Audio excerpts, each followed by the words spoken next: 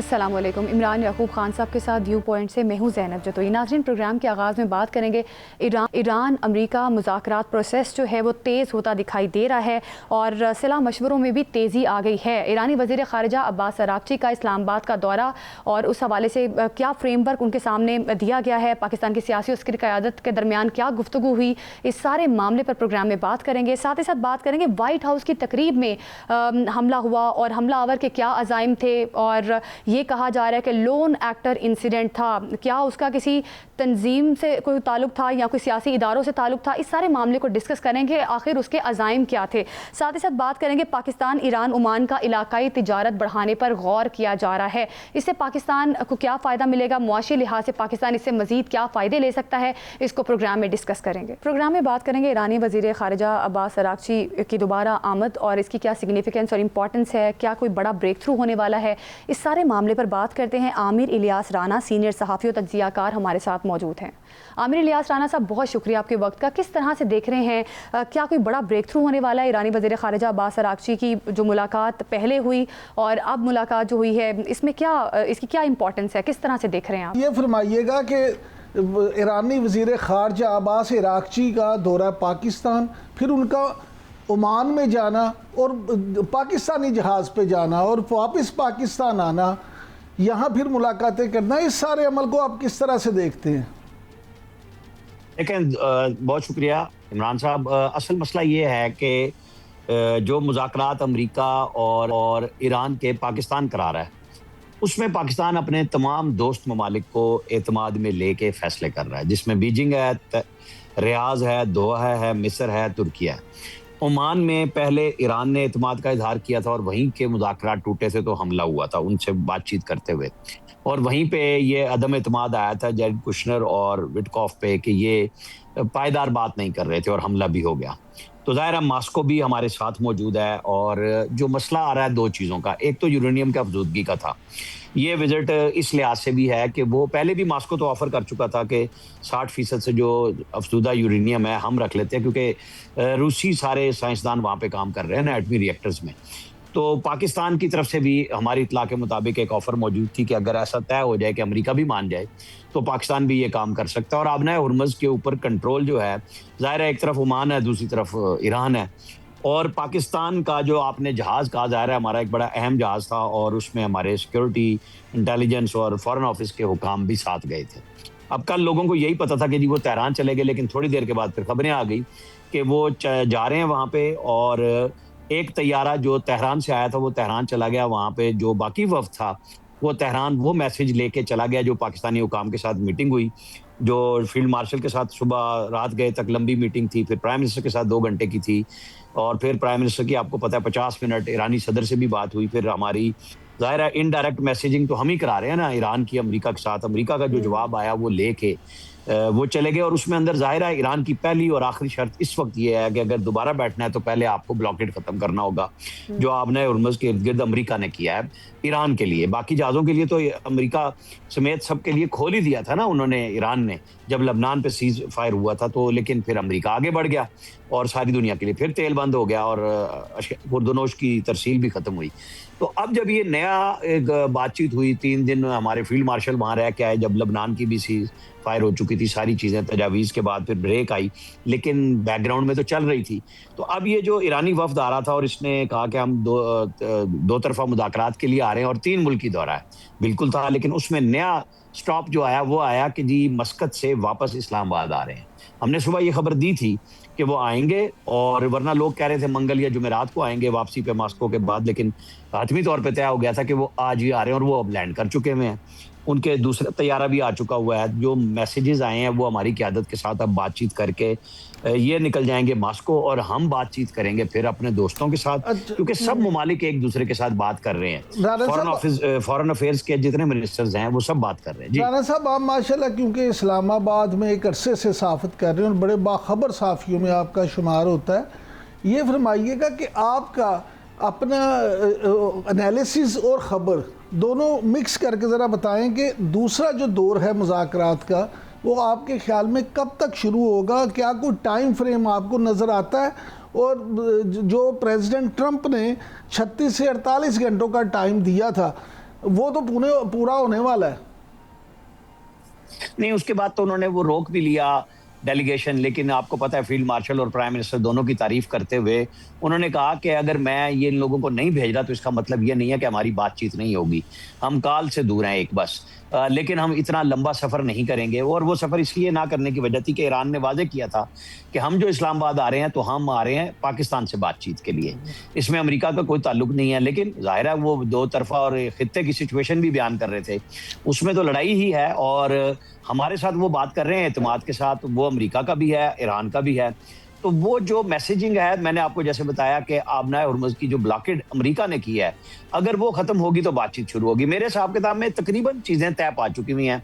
अब दोनों अतराफ वो विन विन पोजीशन के लिए वो प्लेइंग विद द गैलरीज की कहानी है कि सदर ट्रंप को अपने मिड टर्म का मसला है, और जो उनकी पॉपुलैरिटी बहुत डाउन हुई है, और शहूनी कम्युनिटी की भी बड़ी, अमेरिका में तारीख में पहली दफा इतनी कम उनकी रेटिंग आई है पोल्स के अंदर, उनको अपनी पड़ी हुई है। इधर आपको पता है कि ईरान वाले जब बराह रास्त अमेरिका के साथ बैठे हैं तो तेहरान के अंदर और पूरे उसमें जो इन्होंने पासदारान इनकलाब का 47 साल से कंट्रोल है ईरान के ऊपर, तो वो बड़ी उनके ऊपर एक क्वेश्चन मार्क आ गया था कि हमें तो सारा मर्ग भर अमेरिका सिखाते रहे और अब जाके अमेरिका के साथ बैठ गए आप।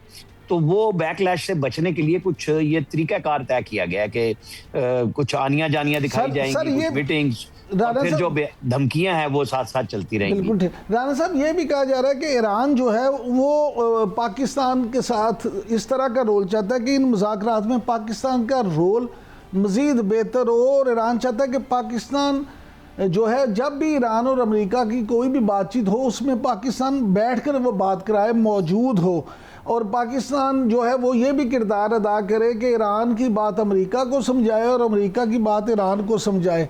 तो क्या आप समझते हैं कि इस रोल के लिए भी हम तैयार हैं? ये रोल हम कर चुके हैं, करते रहेंगे जब तक इनके मामलात उस जगह पे नहीं पहुंचते कि सिफारती तौर पे एक दूसरे को तस्लीम कर लें, सिफारत खाने दोबारा से खुल जाएं। 47 साल का जो गैप है वो अब पाकिस्तान के एतमाद के साथ हो रहा है। लेकिन जो आप जहन में रखें, जिस दिन पाकिस्तान में हफ्ते वाले दिन मुज़ाकरात हो रहे थे तो ईरान ने कहा था हमने 6 टेक्निकल कमेटियां बना दी हैं, 5 या 6, जिसके अंदर लीगल अफेयर्स भी थे, जिसमें मालियाती अमूर भी थे, जो पाबंदियां लगी हैं तेहरान के ऊपर, ईरान के ऊपर, सिक्योरिटी काउंसिल की भी अमेरिका वाली, वो सारी चीज़ें शामिल थी, और वो एक्सपर्ट्स की कमेटियां थी। तो वो कमेटियों के राब्ते जारी हैं, उनके पेपर्स एक्सचेंज हो रहे हैं। तो पाकिस्तान ने जब बातचीत इनकी करा दी थी तो आपके जहन में होना चाहिए कि ईरान के वजीर खारजा या स्पीकर का एक बयान तेहरान पहुंच के आया था कि हमने आपस में बैठने के बाद बराह रास्त अमेरिका को बता दिया कि हम मंतक और दलाइल के साथ क्या गुफ्तगू करते हैं, और हमने अपनी जहनी जो गुफ्तगू थी, कैफियत है, वो सारी अमेरिका के सामने रख दी और उन्हें समझ आ गई होगी। और आपको पता है जेडी वैंस तो पहले कह गए थे कि हमारी रेड लाइन है न्यूक्लियर का ईरान के पास होना, और वो हम किसी सूरत में बर्दाश्त नहीं करेंगे। हमने उन्हें अच्छी डील ऑफर की। अच्छा, अब ये जो गुफ्तगू हुई, दोनों मुल्कों में उनके ऊपर परेशानी आई कि करके क्या आए हो तुम लोग। तो ये जो चल रहा है ना, गैप चल रहा है, बातचीत भी हो रही है, धमकियां भी हो रही हैं। आपको पता है $6 अरब की बात हो रही थी जो दोहा में है कि सबसे पहले उन्हें डी फ्रीज किया जाए, तो वो भी अमेरिकी कांग्रेस से अप्रूवल चाहिए उस पर। तो वहां पे ये था कि सऊदी अरब ब्रिज गैप फाइनेंसिंग कर दे फौरी तौर पे, और बाद में कानूनी पेचीदगियां दूर करके वो पैसे उनको दे दिए जाएं, लेकिन ईरान का काम चलाया जाए। लेकिन ईरान ने जाहिर है इतनी देर में अपना माहौल तैयार करना था वहां पे पूरे तेहरान में कि जी हम आपके लिए इक्तिसादी तौर पे ला रहे हैं। देखिए टेंशन कितनी आई है कि ईरान के सदर को कहना पड़ा है कि पावर की हमें बचत करने की जरूरत है, क्योंकि इंफ्रास्ट्रक्चर तबाह हुआ है, और ये इंफ्रास्ट्रक्चर कोई 6 महीने में ठीक नहीं होना, ये अशरे लग जाने इस पे ठीक होने में। प्रेशर तो दोनों तरफ से अपने अपने लोगों को समझा रहे हैं। बिल्कुल, दोनों तरफ से डील होने का प्रेशर तो है। इवन अमेरिकी सदर के ऊपर भी प्रेशर है कि जल्द से जल्द डील हो जाए, अगर इंटरनल प्रेशर देखा जाए।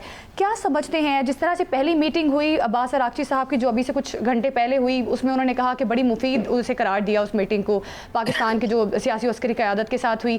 अब जो मुलाकात है, इसमें आपको क्या लगता है, कितने इम्कानात है कोई बड़ा ब्रेक थ्रू हो जाएगा? सदर ट्रंप तो ये बात कर रहे हैं कि जंग में हमारा पलड़ा भारी है, ईरानी जब चाहे हमें कॉल कर सकते हैं। इसको किस तरह से ग्रीन सिग्नल लिया जा सकता है कि सदर ट्रंप भी बेताबी से ये डील करना चाहते हैं? कितने इम्कानात नजर आ रहे हैं आपको? इसके इम्कानात उस लिहाज से रोशन आप समझें कि सीज फायर हुआ, 15 दिन का एक्सटेंशन नहीं हुई, लेकिन वो एक्सटेंशन बगैर किसी वक्त के हो गई है कि सीज फायर जारी रहेगा। और सदर ट्रंप ने जब कहा कि मेरा वफ्द नहीं जा रहा, तो तब भी जंग की बात नहीं की। ना इसराइल बोला है ना कुछ, दोनों के मफाद में नहीं है। देख लिया सबने अपने एक दूसरे को आजमा के। और जो बातचीत का मरहला है, जाहिर है सदर ट्रंप को अपने लोगों के लिए चाहिए, अपनी जीत चाहिए। तो वो इस तरह का कोई वायदा नहीं करेंगे कि वो यहाँ पे ईरान को सब कुछ दे जाए और उन्हें कुछ ना मिले, और ईरान भी ऐसा कुछ नहीं करेगा कि वो अमेरिका को सब कुछ दे दे और वो उनको अपने लोगों को जवाब देना मुश्किल हो जाए। तो ये वो जो टाइम बीच में लिया जा रहा है ना, वो उसको गैप को दूर करने के लिए लिया जा रहा है। एक सेकंड इमरान साहब, जो आपने मुझे कही थी ना कि खबर और इतला, तो सर हमको कैफा शनास तो है नहीं, हम तो लोगों से बात करते हैं, मुलाकात करते हैं। तो मैं उसकी बुनियाद पे कल मैंने लिखा भी था और मैं कह रहा हूं कि मामलात इनके तय हो चुके हैं, वो किस तरीके से पब्लिक किए जाएंगे अब वो तरीकाकार तय किया जा रहा है। अच्छा राना साहब, ये फरमाइएगा कि जिस तरह से प्रेसिडेंट ट्रंप समेत पूरी दुनिया वज़ीर-ए-आज़म पाकिस्तान मियाँ शहबाज शरीफ और field marshal general Asim Munir साहब की तारीफ़ें कर रही है, और उन इस सालसी में ख़ास तौर पे पाकिस्तान के किरदार को जिस तरह से सराहा जा रहा है, आपने अपनी सहाफ़ती ज़िंदगी में क्या पाकिस्तान के हवाले से पूरी दुनिया में इस तरह का माहौल कभी देखा है? ऐसी सफारतकारी कभी आपके मुशाहिदे में आई है? हम नहीं, अगर हमने नहीं भी देखा तो हमने सुना और पढ़ा है। बड़ी बलाएं ली जाती रही हैं हमारे फील्ड मार्शल की भी, हम स्टूडेंट थे तो जनरल ज़ियाउल हक की भी, लेकिन वो होता था कि आप किसी एक के साथ खड़े हुए और किसी एक के खिलाफ चल रहे हैं। अब पूरी दुनिया आपके साथ चल रही है और आप सबको लेके चल रहे हैं। अब आप ना अमेरिका के साथ खड़े हैं, ना आप ईरान के साथ खड़े हैं, बल्कि आप बैलेंस बरकरार रखते हुए तमाम लोगों की, दुनिया की विश है कि एक अमन आ जाए। पाकिस्तान एक नए किरदार में, जो पहले बिल्कुल नहीं हुआ। जो हमारी तारीफ हो रही है वो आपको पता है कि वो ईरान भी कर रहा है। जो दो आपस में जंग कर रहे हैं वो दोनों हमारी तारीफ कर रहे हैं, हमारे प्राइम मिनिस्टर की भी, हमारे फील्ड मार्शल की भी। हमारे फील्ड मार्शल 3 दिन तेहरान वार जोन में रह के आए। ये कोई मामूली बात नहीं थी कि वहाँ पे हर वक्त इसराइल के हमले का खतरा हो और आप वहाँ पे उतर जाएं, और उनकी पूरी क़यादत से असल में एक एतमाद देना और लेना था कि हम आपके साथ इस तरह चलना चाह रहे हैं कि पूरा इस्लामी भाईचारा भी बरकरार रहे, पड़ोसीपन भी रहे, और आपको नुकसान भी ना पहुंचे और लोगों को फ़ायदा हो। इसी तरह सऊदी अरब को हमने रोका बारहा। जब ऑयल रिफाइनरी पे इसराइल ने हमला किया, अमेरिका ने हमला किया ईरान की, और ईरान ने जवाब दिया सऊदी अरब में, तो जवाबन सऊदी अरब को शहजादा मोहम्मद बिन सलमान को, आपको पता है, प्राइम मिनिस्टर ने बात करके कायल किया कि अब आप जवाब न दें, हमें मौका दें कि हम फिर बीच में मीडिएशन करें।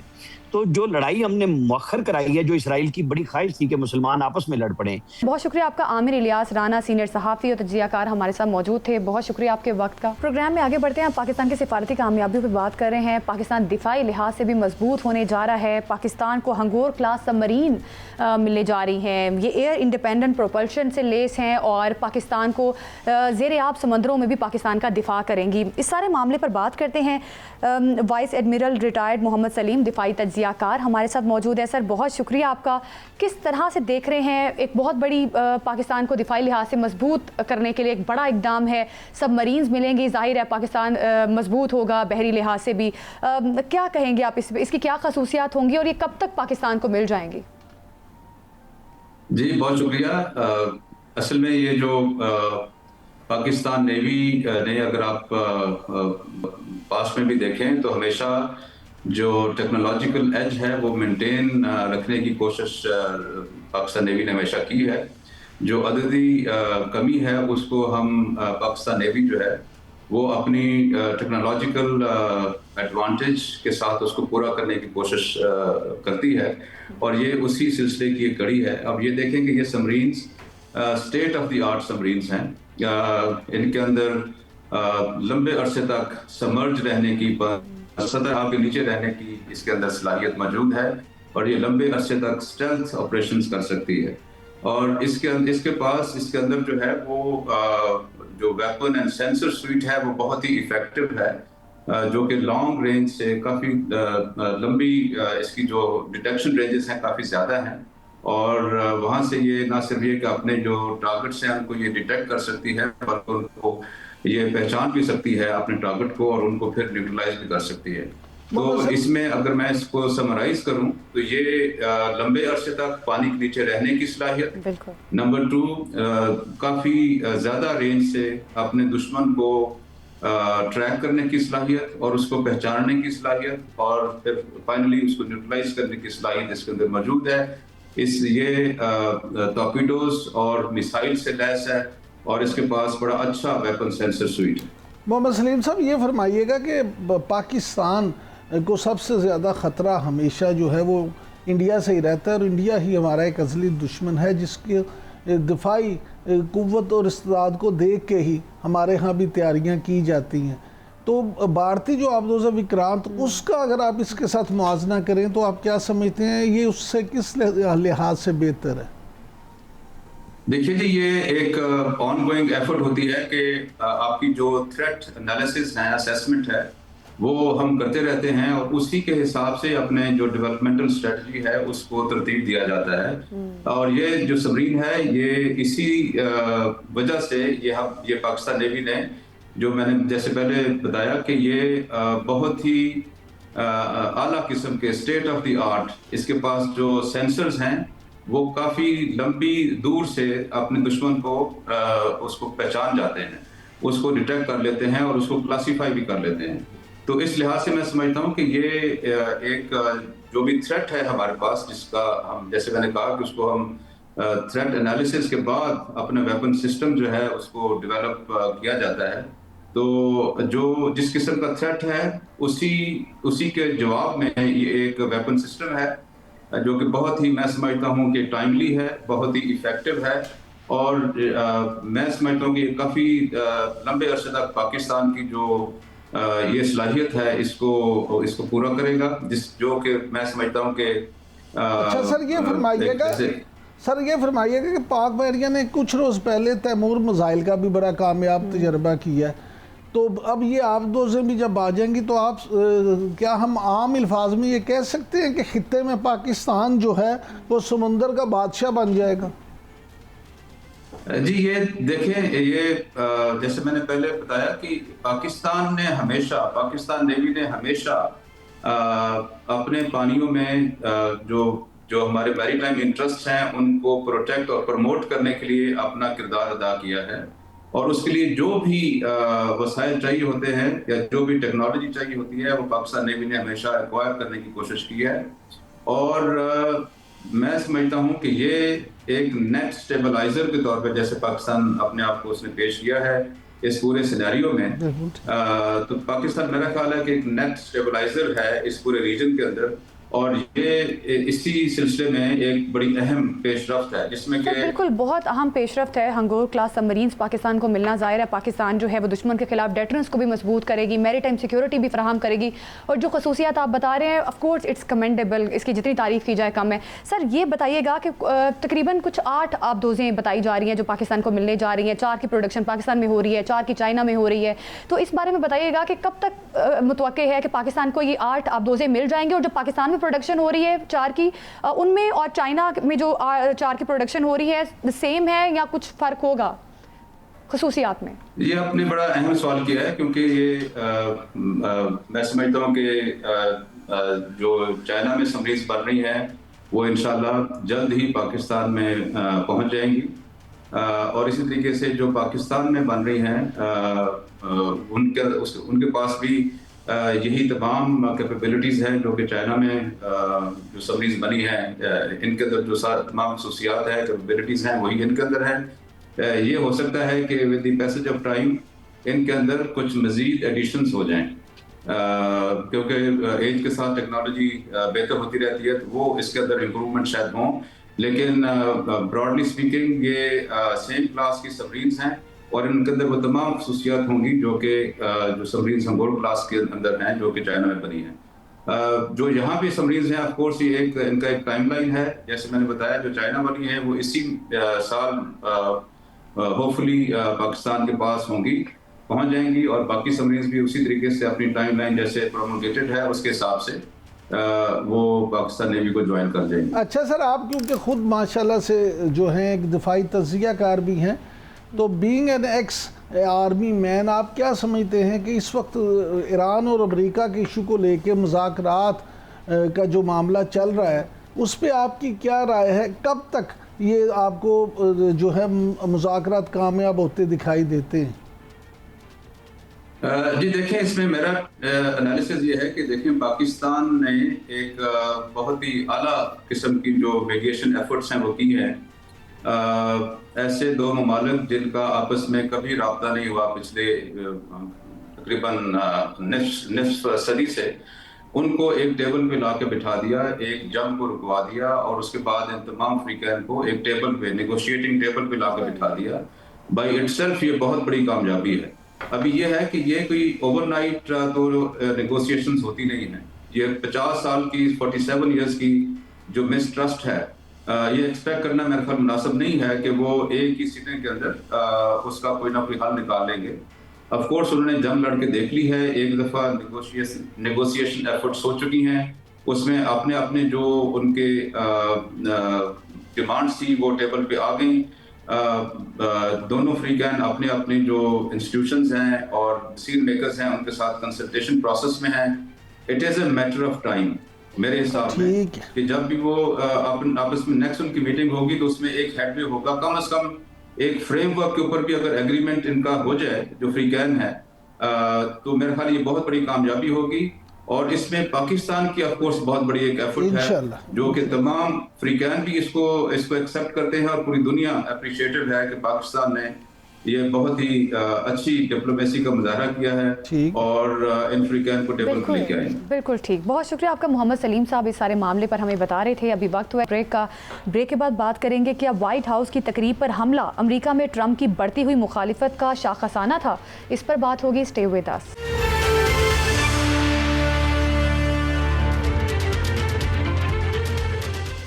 वेलकम बैक नाज़रीन। अमेरिका में पॉलिटिकल वायलेंस बढ़ता जा रहा है। वाशिंगटन डीसी प्रेस डिनर के दौरान जो फायरिंग का वाक़या पेश आया है नहायत अफसोसनाक है, लेकिन किस तरह से इतना बड़ा सिक्योरिटी लैप्स हुआ, इस सारे मामले पर बात करते हैं। खुरम शहजाद सीनियर सहाफ़ी अमेरिका के हैं, हमारे साथ मौजूद है। खुरम शहजाद साहब, आप वाशिंगटन की इस तकरीब में मौजूद थे, आपने ये सारा वाक़या देखा है।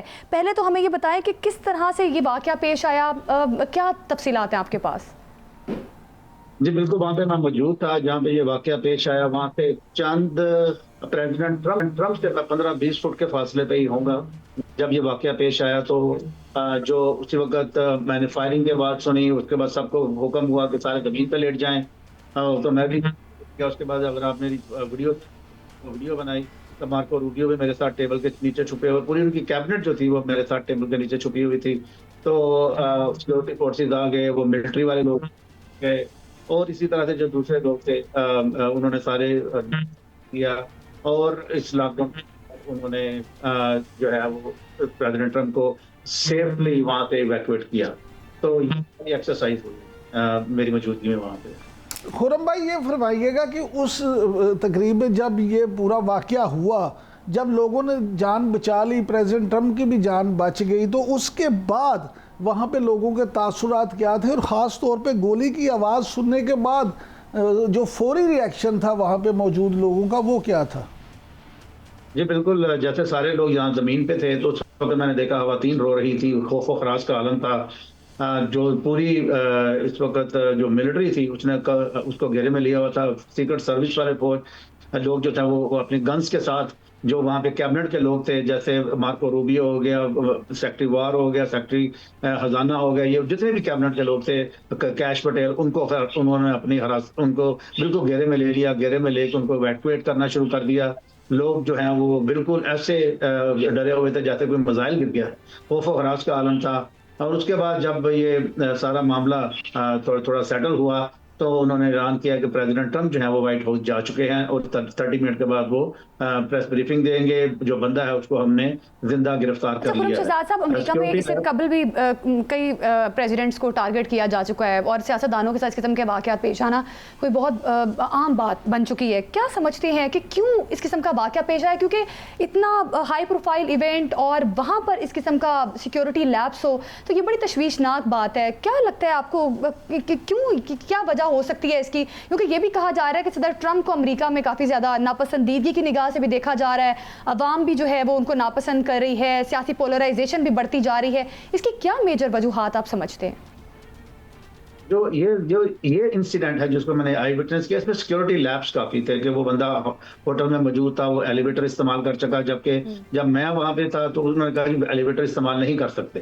तो सब लोग जो है वो सीढ़ियों से आ रहे थे, लेकिन ये बंदा एलिवेटर से आया, उसके बाद चाकू भी थे, उसके बाद हैंड गन भी थी, शॉर्ट गन भी थी। तो वो सारी गनों के साथ वो वहाँ पे बिल्कुल हॉल के सामने एलिवेटर खुलती है, वहाँ पे पहुंचने में वो कामयाब हो गया। तो एक बड़ा सिक्योरिटी लैप है, एक तो ये है।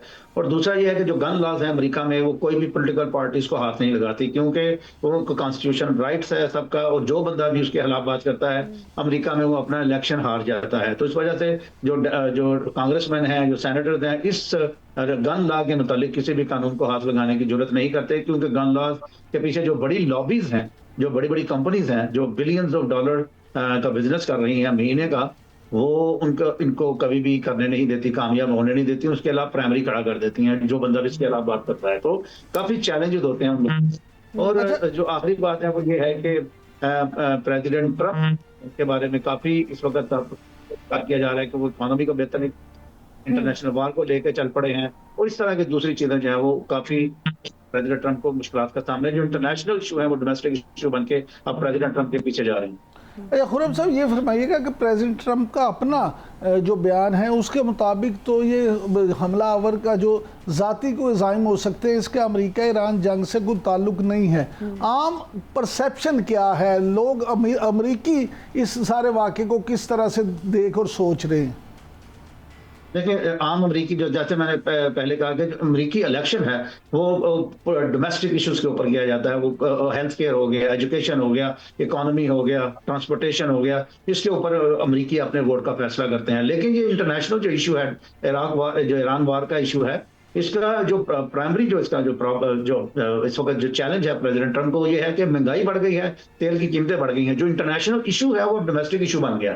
तो उस वजह से हमने देखा कि अवाम के अंदर काफी इसतराब पाया जाता है कि यहाँ पे लोगों को तनख्वाहें देने के लिए पैसे नहीं है, जबकि इंटरनेशनल वार के ऊपर $600 मिलियन से लेकर $2 बिलियन अ डे खर्चा आ रहा है अमरीका का, वो इस जंग को एक्टिवेट और जिंदा रखने के लिए। तो उस हवाले से प्रेसिडेंट ट्रंप को काफी मुश्किल का सामना है। और अब नवंबर में मिड टर्म इलेक्शन आ रहे हैं, तो उसकी वजह से मिड टर्म इलेक्शन के चैलेंज की वजह से अब सदर ट्रंप चाहते हैं जंग से जान छुड़ाई जाए और इसको विक्टोरियसली खत्म किया जाए, ताकि मैं एंड पे कह सकूं कि मैंने एक जंग शुरू की, उसको चंद महीनों में खत्म करके और मैंने फतह हासिल की। और इसके नतीजे में अब तेल की प्राइसेस ये हैं। अब जो वाक़े के बाद अब अमेरिका में क्या सूरत हाल है, क्योंकि जाहिर है एक लोन एक्टर इंसिडेंट था, इसका किसी तंजीम या गिरोह से ताल्लुक नहीं है इस पर्द का, और इस तरह से टारगेट करना, फिर इतनी बड़े इवेंट में ये सब कुछ होना, क्या लगता है सिक्योरिटी इदारों को कितना मोहतात होने की ज़रूरत है, क्योंकि ये तो वेकअप कॉल है उनके लिए? जी बिल्कुल, ऐसा ही वेकअप कॉल ही है प्रेसिडेंट ट्रंप के लिए।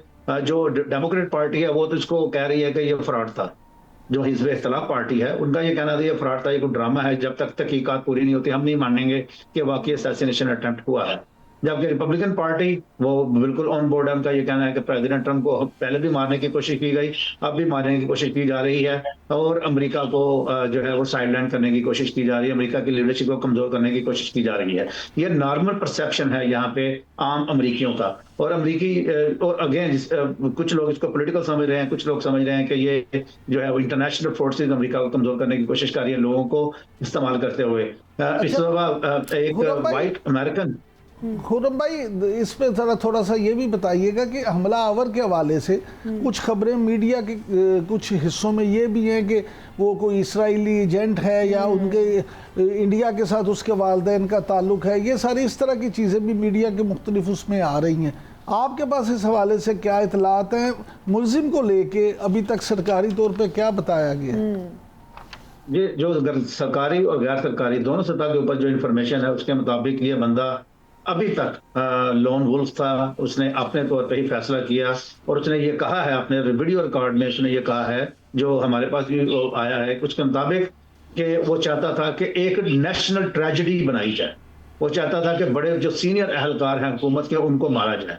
उसने ये नहीं मेंशन किया एक बंदे को या ट्रंप को या उसकी कैबिनेट के एक खास बंदे को। उसने कहा कि नेशनल ट्रेजेडी मैं जो कार्रवाई करने जा रहा था, मेरा ऑब्जेक्टिव ये था कि इसको नेशनल ट्रेजेडी बना के इसको एग्जीक्यूट किया जाए। तो उस हवाले से उसने भरपूर कोशिश की और बिल्कुल सामने पहुंच गया, उस हाल के बिल्कुल सामने पहुंच गया। तो अगर वो हाल में दाखिल होने के काबिल हो जाता, तो उसके बाद जो छुरियाँ थी, उसके बाद हैंडगन थी, उसके बाद जो दूसरी गन थी, तो उसको लेके उसने काफी नुकसान नुकसान कर सकता था, और खुशकिस्मती से वो ऐसा नहीं हो सका, उसको काबू कर लिया गया। लेकिन डेफिनेटली सिक्योरिटी लैब्स मैंने जो देखे, रेड कारपेट के एरिया पे देखे, सिक्योरिटी जो जहाँ पे वीआईपी लोग आ रहे थे उस जगह पे मैंने सिक्योरिटी लैब से के लोग पिगी बैग और टेल गेट करके अंदर दाल हो रहे थे सिक्योरिटी को अवॉइड करते हुए। तो उस हवाले से वो सिक्योरिटी लैब्स तो हैं, लेकिन अब जो लग रहा है कि अब उनको रिविजिट करना होगा कि जो जैसे मैं गया तो उन्होंने मुझे प्रोफाइलिंग की, जैसे ही मैं गुजर रहा था एक कुत्ते को उन्होंने अलर्ट किया कि ये बंदे को चेक कर लो।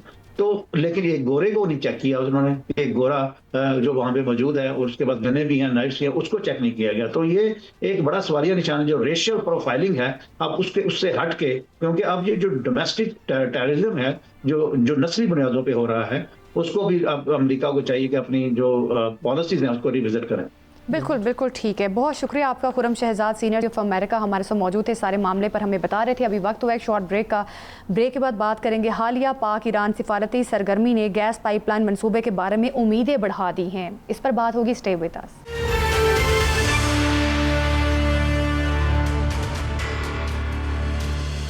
Welcome back. पाकिस्तान इलाकाई तिजारत का अहम खिलाड़ी बनने जा रहा है। पाकिस्तान ईरान ओमान का इलाकाई तिजारत बढ़ाने के लिए एक ब्लॉक बनाने के हवाले से गौर किया जा रहा है। गवादर को ईरानी और ओमानी बंदरगाहों से कनेक्ट भी किया जा रहा है। इस सारे मामले पर बात करते हैं। डॉक्टर फ़रक सलीम माहिर मुआशियात हमारे साथ मौजूद हैं। बहुत शुक्रिया आपका डॉक्टर साहब। किस तरह से देख रहे हैं, एक ब्लॉक अगर बन जाता है और ये सारी तिजारत अगर गवादर को मिल जाती है तो क्या लगता है आपको, क्या फ़ायदा होगा पाकिस्तान को? जी, मुझे मेरा जो फोकस है वो सीरियसली साउथ फारस की जो फील्ड है, यानी कि पाकिस्तान का कोई 900 किलोमीटर का बॉर्डर है ईरान के साथ, और बॉर्डर के उस पार लगभग 210 बिलियन बैरल का तेल है और तकरीबन 35 ट्रिलियन क्यूबिक मीटर गैस की है। अब आप सोचिए कि पाकिस्तान कोई 25 बिलियन डॉलर सालाना खर्च करता है अपनी गैस और तेल की ज़रूरियात पूरी करने के लिए, क्योंकि वो पाकिस्तान के अंदर हम प्रोड्यूस नहीं कर रहे, हम इंपोर्ट करते हैं। अब इतना बड़ा ज़ख़ीरा अगर बॉर्डर के उस पार पड़ा है और जंग के ख़त्म होते ही मुझे महसूस हो रहा है कि जो अमेरिकन सैंक्शंस हैं वो ईरान के ऊपर से उठ जाएंगी, और अगर सैंक्शंस ख़त्म होती हैं तो ये सारा का सारा ज़ख़ीरा जो है, ये इवेंचुअल इसके जो बड़े सार्फिन हैं वो भारत और चीन हैं, और ज्योग्राफी कुछ ऐसी है कि जो सप्लायर है और जो सारिफ है उसके बीच में पाकिस्तान बैठा है।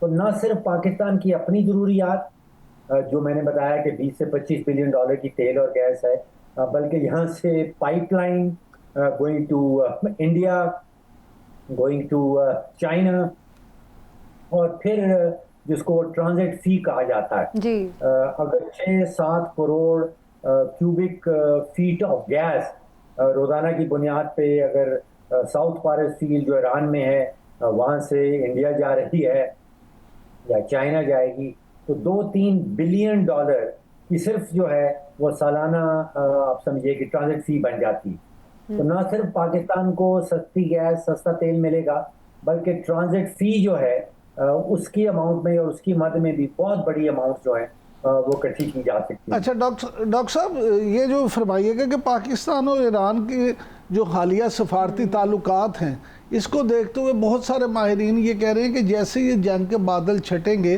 तो पाक ईरान गैस पाइपलाइन का मंसूबा जो है वो फिर से शुरू हो जाएगा।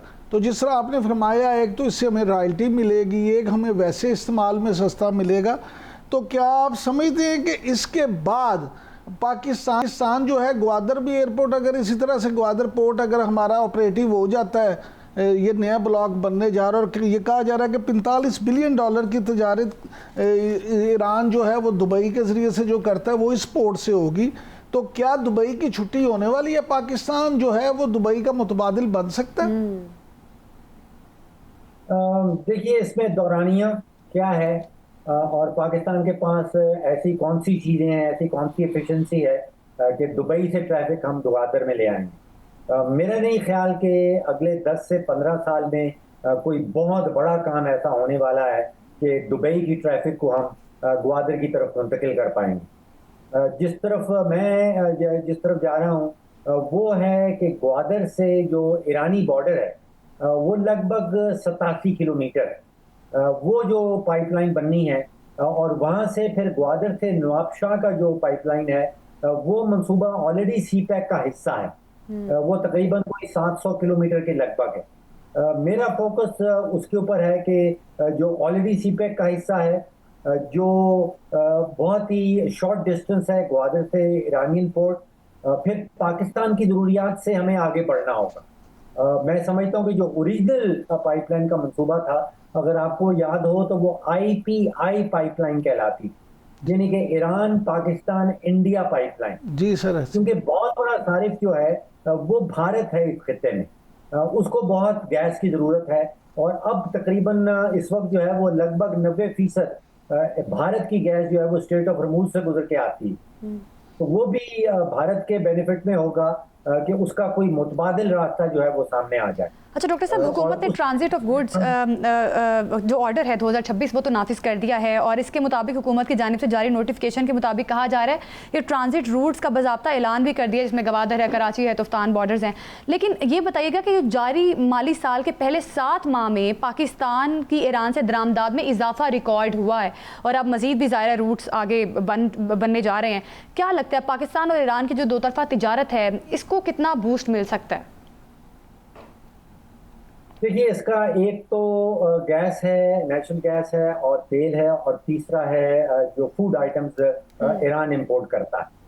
अब ईरान चीनी इंपोर्ट करता है, ईरान चावल इंपोर्ट करता है, ईरान गंदम इंपोर्ट करता है। पाकिस्तान के पास चावल का एक्स्ट्रा सरप्लस निकलता है। अभी ईरान के बहुत जो बड़े कॉन्ट्रैक्ट्स हैं चावल के वो भारत के साथ हैं।